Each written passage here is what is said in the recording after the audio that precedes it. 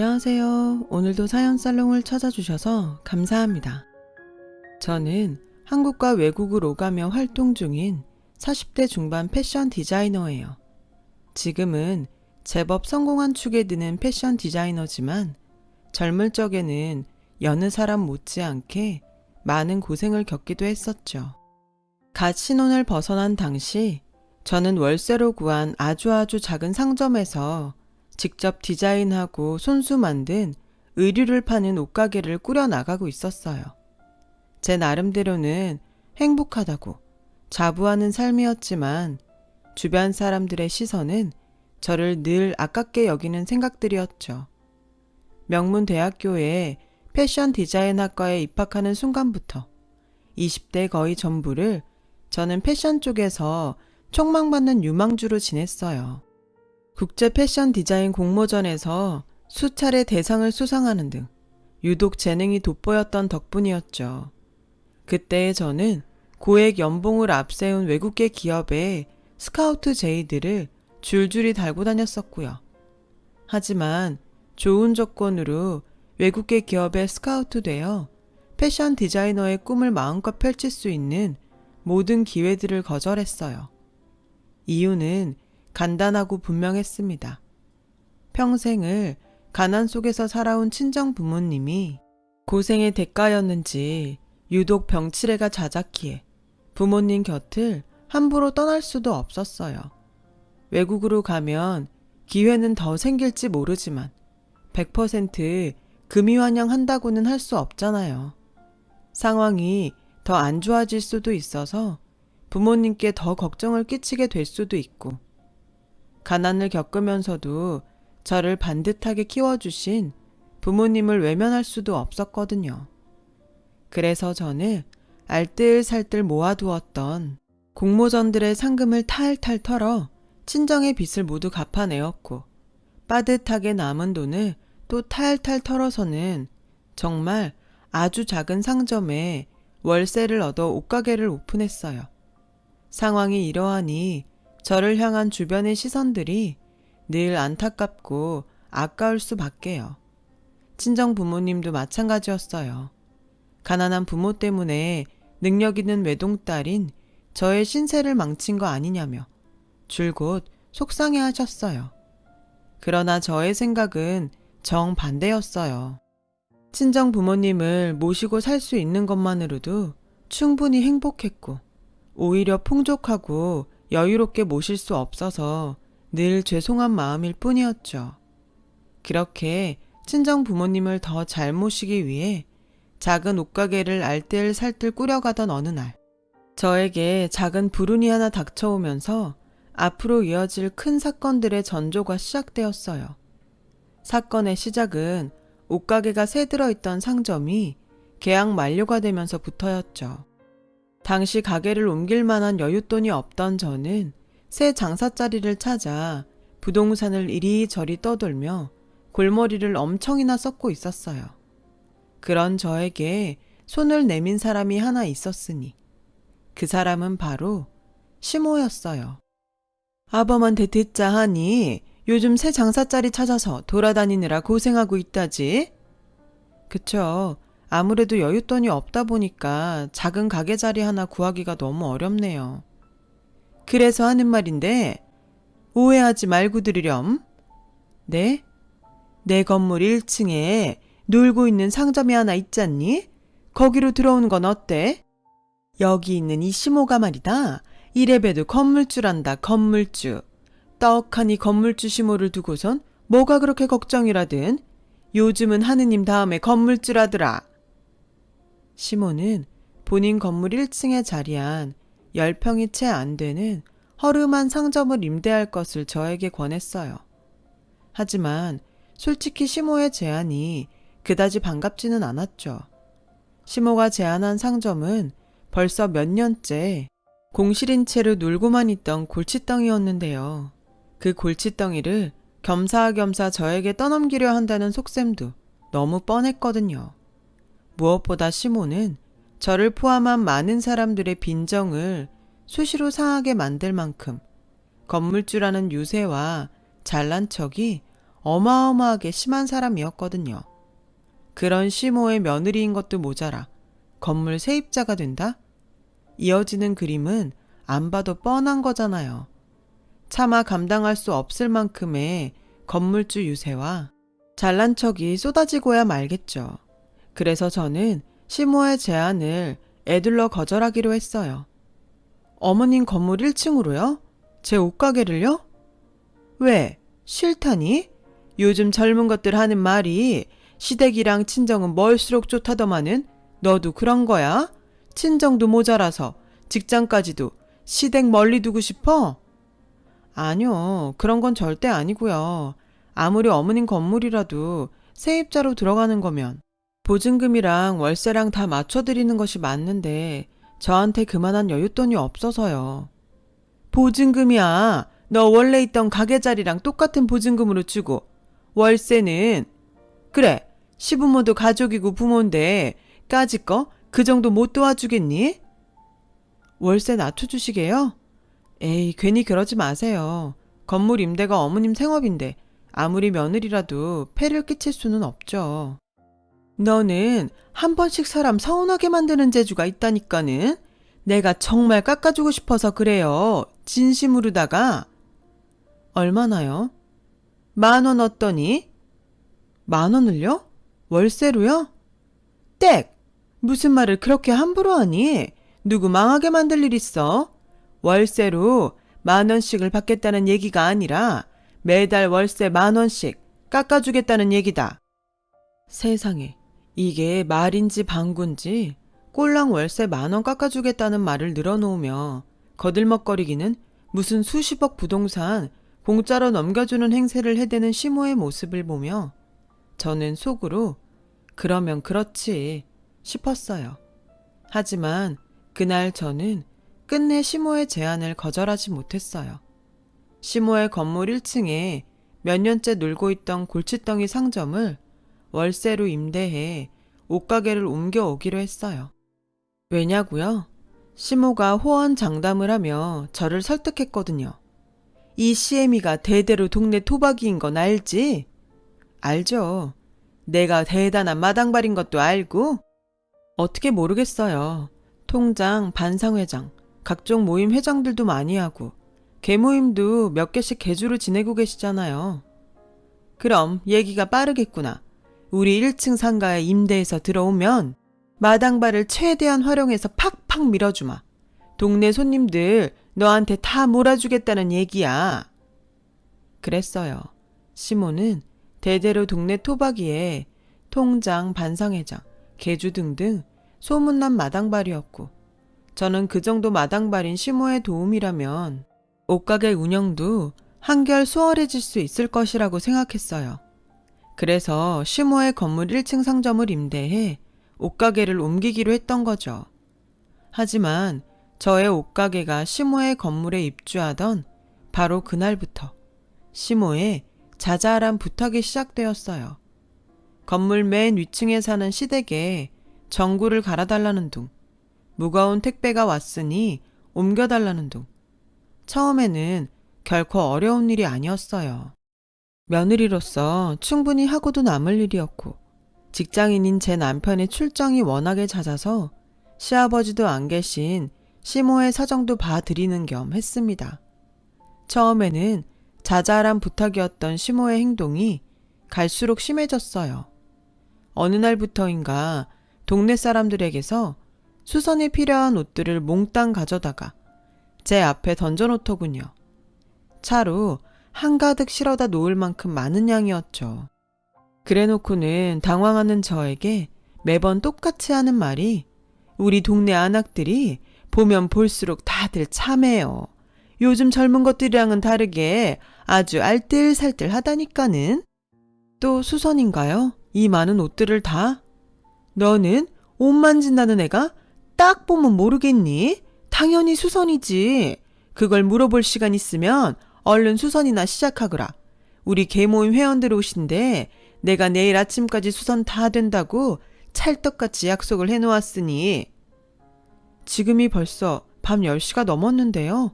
이거 내일 아침까지는 힘들고 된다고 해도 저 밤 꼬박 세워야 해요. 며칠 전에도 한번 이러시는 바람에 옷 수선하느라 밤새서 오늘까지도 피곤하고 힘들어요. 넌 그게 문제야. 젊은 사람 체력이 그따구여서 험한 세상 어떻게 산다든. 나 때는 말이에요. 일주일씩 밤새고 농사 지으러 나가고 다들 그러고 살았어요. 그래도 아무 탈 없었다. 어머님, 농사 지은 적 없잖아요. 평생 건물주로 힘든 일 해본 적도 없고요. 꼭 농사를 지어야 이런 얘기를 할 수 있다든. 말이 그렇다는 얘기지, 말이. 일단 가져왔으니까 수선은 한번 해볼게요. 대신 다시는 이런 일 없었으면 좋겠어요. 여기는 옷가게지 세탁소가 아니잖아요. 옷가게나 세탁소나 삭바느질 허드렛 일은 거기서 거기지. 요새는 무슨? 네? 아, 됐고 내일 아침까지 해놓는 걸로 알고 이만 가보마. 수선비는요? 이번에도 또 공짜로 해주라고요? 이게 다 정이에요, 정. CM이가 건물주인 덕분에 월세 10,000원씩 저렴한 가격에 가게 임대해서 쓰고 있으면 이 정도는 감수해야지. 굳이 따지자면 이깟 손해도 아니에요. 건물주 향해서 당연히 보여야 하는 성이고 동네 장사 원래 다 정으로 하는 법이야. 무슨 말씀을 매번 그렇게 심하게 하세요. 그리고 말이야 말이지. 내가 어디 널 며느리랍시고 허구한 날 공짜로 부려먹었다든. 이틀에 한 번꼴로 동네 사람들 손님으로 소개시켜 주잖아. 이렇게 훌륭한 CM이 또 어디 있다고 투정이야, 투정은. 첫째, 동네 장사는 정으로 하는 거다. 맞는 말이죠. 동네 사람들 대상으로 하는 장사 중에 입소문 무시 못하는 장사는 없을 테니까요. 문제는 저한테 정이라며 동네 사람들의 옷수선을 공짜로 떠넘기고는 그 생색은 오직 시모 혼자 동네방네 다 내고 다닌다는 것이었어요. 자연스럽게 저희 옷가게가 알려진 것이 아니라 시모가 좋은 사람이라는 엉뚱한 입소문만 퍼졌을 뿐이었고요. 둘째, 시모가 이틀에 한 번꼴로 동네 사람들을 옷가게 손님으로 데리고 온다? 물론 틀린 얘기까지는 아니었어요. 시모가 동네 사람들을 저희 옷가게에 수시로 소개시켜 주는 것만큼은 사실 그대로였으니까요.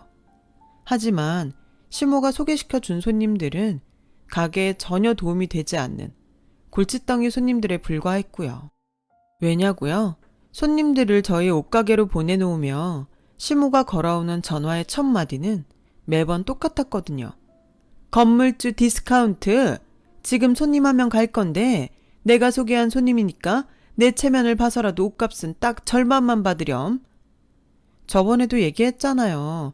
무슨 대기업 시즌오프 재고도 아니고 절반 가격에 팔면 가게 문 닫아야 된다고요. 그러니 건물주 디스카운트가 정 부담스럽다 이 말이지? 당연히 부담스럽죠. 저는 뭐 땅 파서 장사하는 것도 아니고 매번 적자라니까요. 어디 보자. 그러면은 건물주 디스카운트 말고 시어머니 할인. 네? 시어머니 할인은 60% 할인. 알지? 어머님, 절반만 받는 것도 적자인데 60% 할인을 어떻게 하나요? 자꾸 이럴 거면 할인 금액만큼 어머님이 저한테 주시던가요. 뭐라고? 할인 금액만큼 어머님이 저한테 주시라고요. 통화가 끊기는구나. 잘 안 들리네. 휴대폰을 바꿔야 하나? 일단 끊는다. 여보세요? 어머님? 어머님? 맞다. 그리고 내 건물 계단들이 좀 더럽더라. CME 할인으로 60% 깎아주고 건물 1층 계단부터 옥상까지 싹 청소 좀 해놓으니라. 이처럼 시모는 본인이 손님으로 저희 옷가게를 소개시켜준 동네 사람들마다 최소 50%에서 때로는 70%까지 억지로 할인을 강요했어요. 그때마다 월세 깎아주네 어쩌네 하는 타령도 빠지질 않았죠. 월세랍시고 꼴랑 매달 10,000원 깎아주면서 말이에요. 그렇게 시모가 소개한 손님들에게 정성스레 손수 만든 옷을 헐값에 팔아야 했던 저는 매번 눈물을 삼킬 수밖에 없었고 더욱이 현실적인 고충은 훨씬 심각했어요. 시모의 강제 할인으로 인해 제가 떠안아야 했던 손해는 적게는 100여만 원을 훌쩍 넘는가 하면 심지어 아까 말했던 시모가 가져오는 동네 사람들 옷에 무료 수선권도 자꾸만 정도가 심해지더니 정상적으로 수선비를 받았다면 1, 200은 좋게 받고도 남을 지경까지 이르렀어요. 상황이 이러하니 저는 차라리 세탁소를 하는 게 낫겠다는 생각을 했을 만큼 경제적으로나 심적으로나 모두 힘겨웠죠. 제가 힘겹거나 말거나 시모의 갑질은 극에 달했고 결국 정도를 넘어도 한참 넘어서 버렸어요. 아니 글쎄 이제는 하다 동네 청소, 분리수거, 방범 순찰 등 허드렛 일들까지 전부 저 혼자에게 떠넘기려 들더라고요. 제가 그 허드렛 일들로 고생하는 사이 시모는 내가 통장임내 반상회장임내 해가면서 생색이란 생색은 또 혼자 다 내고 돌아다녔고 참다 못한 저는 마침 장기 출장에서 돌아온 남편에게 그동안의 일을 고백하며 시모를 제발 말려달라고 부탁했지만 엄마 말 틀린 거 하나도 없네. 뭐? 아니 그렇잖아. 동네 장사 그거 원래 다 정으로 하는 거고 엄마가 저렴한 월세로 가게를 내줬으니 당신도 그만큼의 보답은 해야 하는 거고 또 솔직히 시부모도 부모인데 가족 사이에 누가 손해를 보니 어쩌니 따지는 건 선 넘는 거잖아. 안 그래? 그럼 동네 허드렛 일 나한테 다 떠넘기는 거는 그것도 내가 시어머니 건물에 새 들어있으니까 참아야 하는 거야? 뭘 그렇게 자꾸 따지냐. 엄마가 어른이니까 좀 시키고 그럴 수 있지. 넌 며느리가 돼가지고 시키면 시키는 대로 그냥 얌전히 좀 하면 안 돼? 됐다. 내가 당신이랑 무슨 말을 더 할까? 곧 죽어도 부인 생각은 요만큼도 없이 오직 엄마 편인 사람인데. 팔은 안으로 굽는다고 했던가요? 남편은 저의 모든 사연을 들었음에도 불구하고 무조건 자기 엄마 편만 들었어요. 시모가 저한테 했던 것과 똑같은 말을 고스란히 되풀이하면서요. 이를테면 모전자전인 셈이었죠. 결국 말을 더 잊지 못하고 돌아선 저는 충격에 빠지고야 말았어요. 아니 글쎄 제가 저도 모르는 사이에 제 화를 달랜답시고 시모가 시켜놓은 동네 분리수거를 하고 있더라니까요. 그걸 깨닫는 순간 참을 수 없는 충격이 몰려왔고 이어서 참을 수 없는 수치심이 들었어요. 그동안 이어져 왔던 시모의 몹쓸 행각에 저도 모르는 사이에 순응하고 있다는 수치심이었어요. 이대로라면 평생 시모의 노비 신세로 살게 될지도 모르겠다는 충격이었죠. 그렇게는 살 수 없다고 판단한 저는 저에게 동네 분리수거를 떠넘겨 놓고는 둘이서만 하하호호 저녁을 먹고 있던 시모와 남편에게 들이닥쳤어요. 그리고 따졌죠. 동네 잡일은 왜 다 저 혼자 해야 하나요? 그거야 내가 주민들한테 찰떡같이 약속을 해놨으니까 내가 알아서 다 해놓겠다고. 그럼 어머님 혼자 자초한 일인 거네요? 그럼 어머님이 알아서 해결해야죠. 다 내가 알아서 해결했잖니. 저한테 다 시키는 거요? 그게 해결한 건가요 지금? 얘가 갑자기 왜 이래? 넌 어른 무서운 줄도 모른다니? 아쭈 눈 예쁘게 안 떠? 저도 힘들어서 이래요. 이렇게 진짜 더는 못 살겠어서 이런다고요. 그러니까 앞으로 동네 허드렛 일 저한테 떠넘기지 마세요. 동네 사람들 옷 공짜로 수선하는 것도 그만 시키고 손님 소개 안 시켜줘도 좋으니까 할인 강요도 그만하라고요. 지극히 당연한 일로 트집 잡지 말거라. 세상이 어디 그렇게 만만하다든?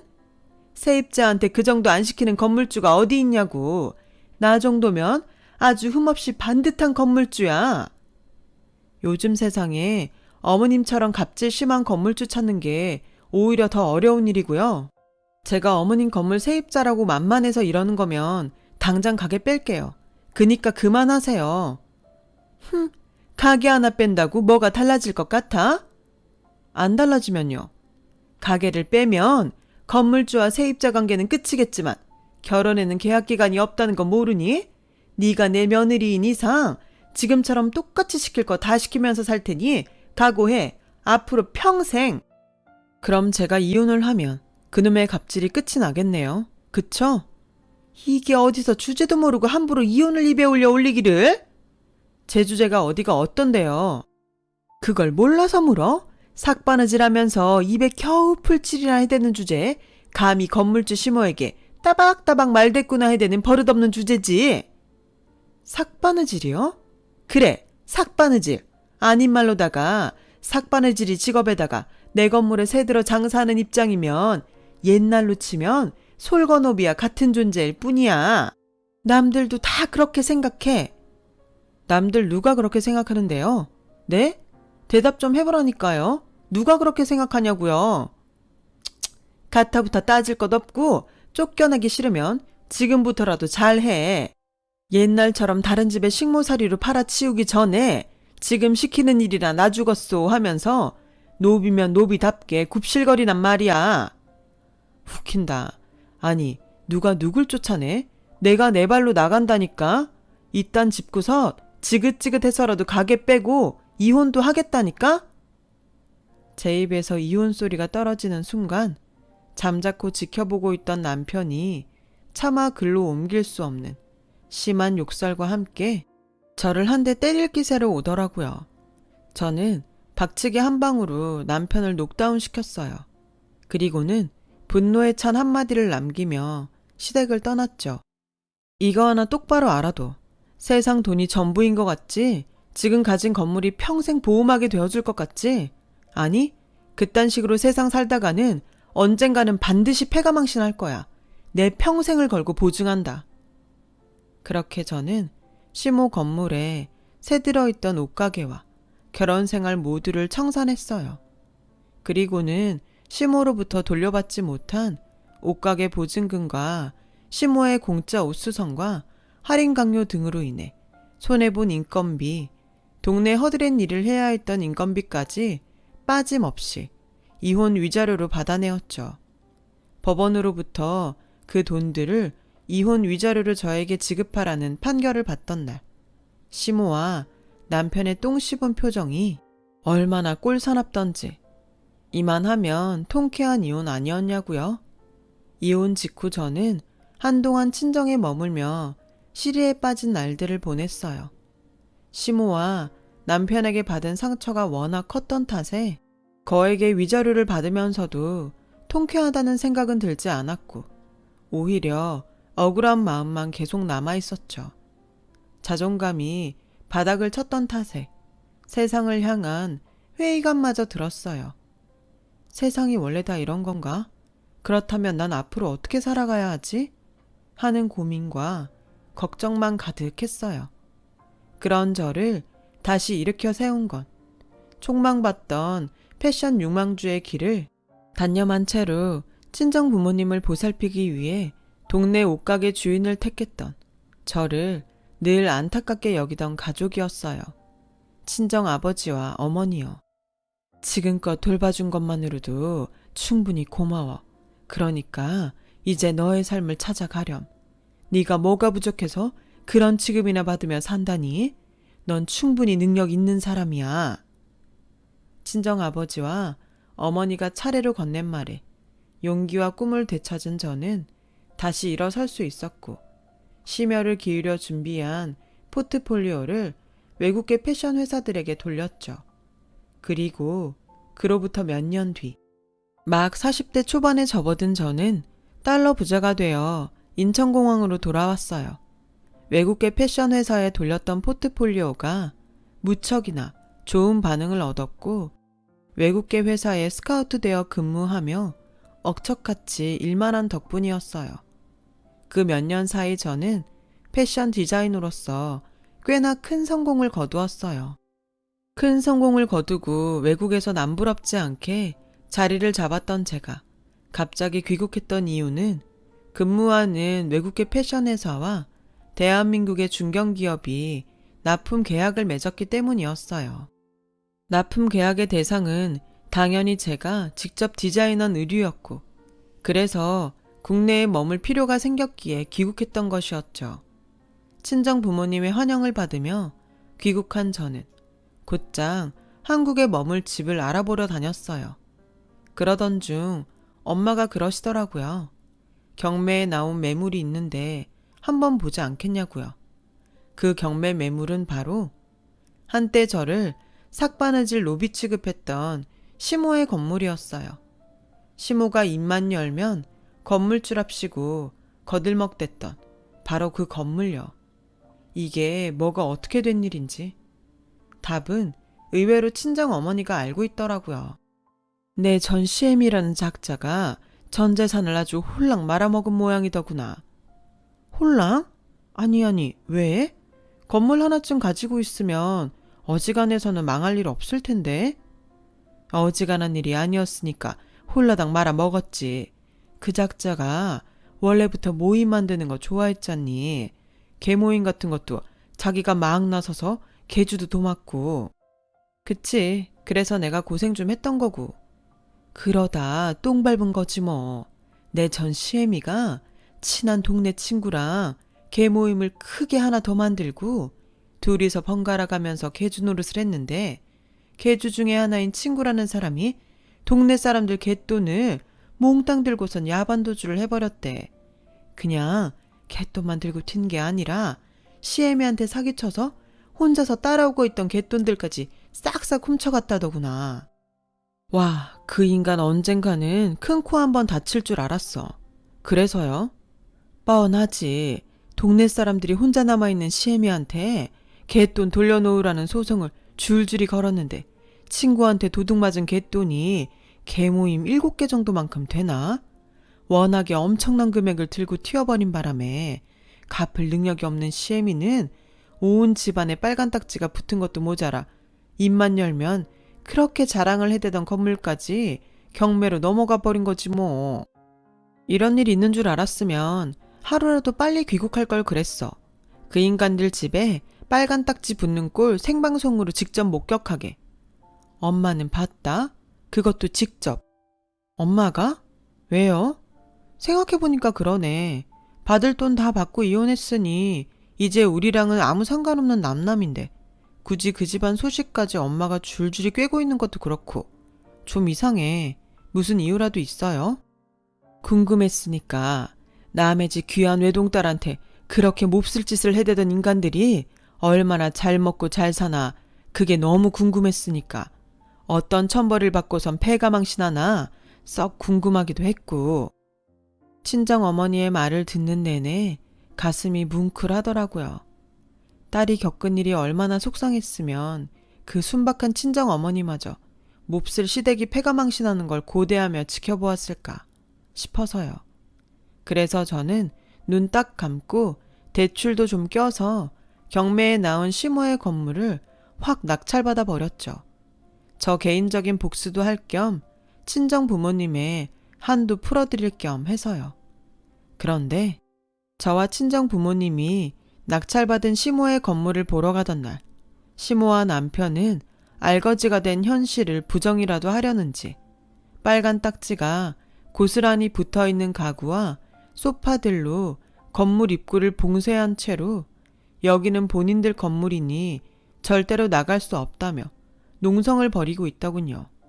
시모와 남편이 농성을 벌이는 현장 주변으로는 동네 사람들이 까맣게 몰려들어 시모와 남편을 향해 욕짓거리 한마디씩 던져대고 있었고요.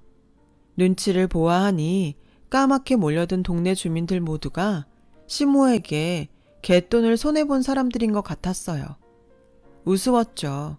저에게 허드렛 일이란 허드렛 일은 모조리 떠넘겨놓고는 정작 동네 방네 생색과 사람 좋은 척은 혼자 다 하고 다녔던 시모가 지금은 결국 죽일년이 되어 사람들 앞에 서 있는 꼬라지가 말이에요. 그런 와중에 저를 발견한 시모와 남편의 얼굴에 화색이 돌더라고요.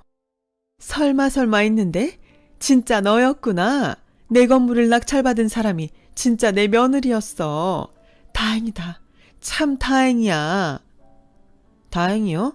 설마 당신 건물 낙찰받은 사람이 옛 며느리니 아범이랑 재결합해서 다시 하하호호 행복하게 잘 살아보자. 그런 소리는 아니죠? 아무렴 그렇게 해주면 우리야 고맙지. 당연히 그렇게 되어야 세상 옳은 일이고. 재결합한 다음에는요. 내 건물부터 돌려줘야지. 왜 그래야 하죠? 내가 시임이니까 너는 며느리고. 그래서 기껏 경매에 낙찰받은 건물을 돌려줘라. 당연히 공짜로. 그러면은 시부모한테 돈을 받으려고 했어? 내가 너한테 베푼 정이 얼만데? 그 말이 그냥 막 웃기더라고요. 그래서 한참을 웃었어요.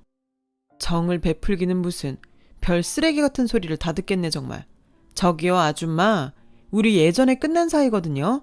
그것도 아줌마랑 아줌마 아들내미가 워낙에 개차반이어서. 알겠어요? 이게 어디서 그런 몹쓸 말을? 아직 잘 이해가 안 되는 모양인데 당신 건물 좋아하잖아. 건물주는 원래 유세 떠는 게 당연한 일이라고 했잖아? 나 지금 그 당연한 유세 떨고 있는 거라고. 당신한테 받은 유세 똑같이 돌려주러 온 거라고. 꼴을 보아하니 돈 깨나 번 모양이지? 삭바느질이나 하던 천박한 솔건어비 주제 어디 로또라도 맞았다든? 로또는 내 자체가 로또였지. 당신들은 그걸 놓쳤을 뿐이고. 뭐? 그냥 내가 성공한 거라고요. 당신이 말한 그 바느질 능력으로. 거짓말이지? 거짓말이라고 해 얼른. 왜? 배 아파요? 그럼 더 해드릴까? 연봉만 해도 억소리 나는데 인센티브는 또 얼마나 많을 것 같아요? 어마어마해. 지금 내 통장에 돈이 얼마가 쌓여 있고 그냥 놔둬도 은행 이자는 또 얼마나 많이 붙는지. 이 정도면 현실 파악이 좀 되죠? 난 당신들 건물 낙찰받은 건물주이자 크게 성공한 부자. 당신들은 건물 날려먹고 쫓겨나는 알거지. 이래도 모르겠어?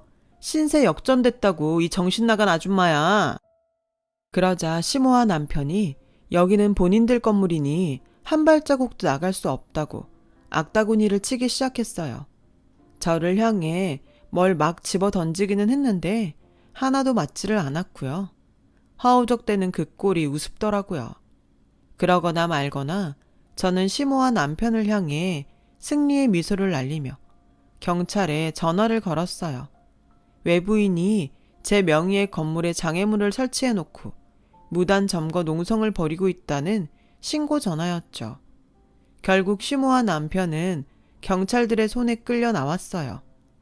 그렇게 시모와 남편은 몰매나 겨우 면한 채로 동네에서 처참하게 쫓겨났죠. 그러거나 말거나 저는 쫓겨나는 시모와 남편을 거들떠 보지도 않았습니다.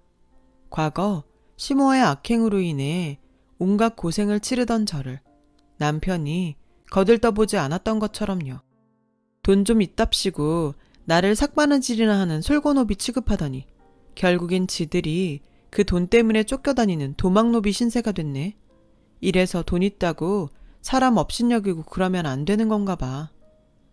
그날 친정 부모님은 저를 꼭 끌어안아 주었어요. 진한 위로와 깊은 이해의 포옹이었죠.